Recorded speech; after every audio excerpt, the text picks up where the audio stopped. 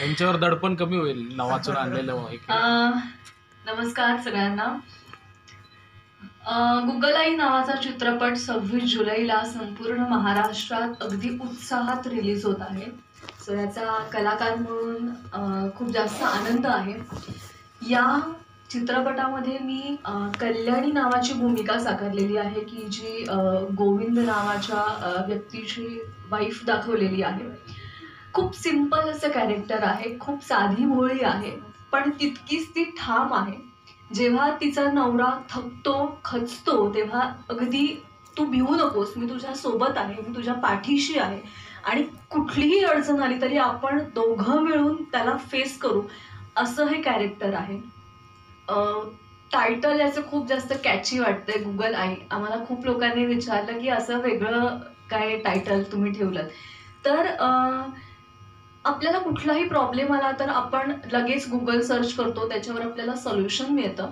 So हेच या फिल्ममध्ये दाखवण्याचा प्रयत्न केलेला आहे की एक फॅमिली आहे, सिंपल साधी फॅमिली आहे, जिची स्टोरी सुरू होते महाराष्ट्रातून आणि ती हैदराबादमध्ये जाऊन, साऊथ इंडियामध्ये जाऊन ती थांबते.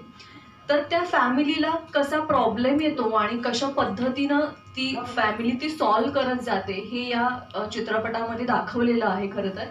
आणि तो प्रवास खूप छान आहे. अडथळे येतात पण तरीही त्यातून ते मार्ग काढत जातात.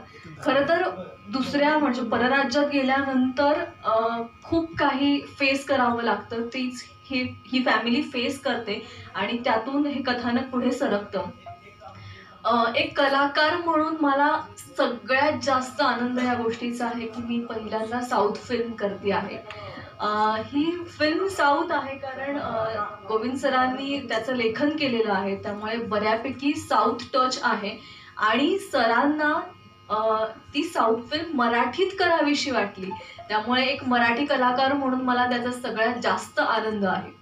म्हणजे फिल्ममध्ये आम्ही मराठी आर्टिस्ट तर आहोतच, पण तितक्याच पद्धतीनं साऊथ सुद्धा ॲक्टर्स आहेत. एक नेपाळचे ॲक्टर आहेत की ज्यांनी आपल्या फिल्ममध्ये काम केलेलं आहे आणि संपूर्ण महाराष्ट्रात रिलीज होणारा हा चित्रपट हैदराबादमध्ये सुद्धा रिलीज होणार आहे. अमेरिकेत सरांनी याचा शो लावलेला आहे, दुबईमध्ये याचा शो आहे, त्यामुळे फार ग्रँड लेवलला सगळं प्लॅनिंग आहे, सगळी तयारी आहे. आम्ही पण खूप प्रामाणिकपणे कष्ट घेतलेले आहेत कारण मागच्या वर्षी या फिल्मचं आम्ही शूटिंग करत होतो. हैदराबादला शूटिंग झालं, काही आंध्रामध्ये शूटिंग झालं. याचं जे सॉन्ग तुम्ही आता पाहिलं मन रंगल आहे की जे फार अप्रतिम सॉन्ग आहे आणि सागर सरांनी खूप छान कंपोज केले ते. सगळ्यांच्या तोंडात ते गाणं बसलेलं आहे सर. इन्स्टाला ते ट्रेंडिंग आहे सॉन्ग, त्यामुळे फार कमाल असं सॉन्ग झालेलं आहे ते. सो त्या सॉन्गचं शूटिंग आम्ही केरलाला केलं, तमिळनाडूला केलं, असं वेगवेगळ्या राज्यांमध्ये त्याचं शूटिंग करत होतो. एक छोटं सिंपल सांगेन की आपल्याकडे महाराष्ट्रात जसं महाबळेश्वर नावाचं थंड हवेचं उंच असं ठिकाण आहे, तसं सर ते लोकेशनचं नाव काय, कुट्टीनाडू असं समथिंग काहीतरी ते आहे. मी लिहून सुद्धा ठेवलंय पण ते तोंडात बसत नाही.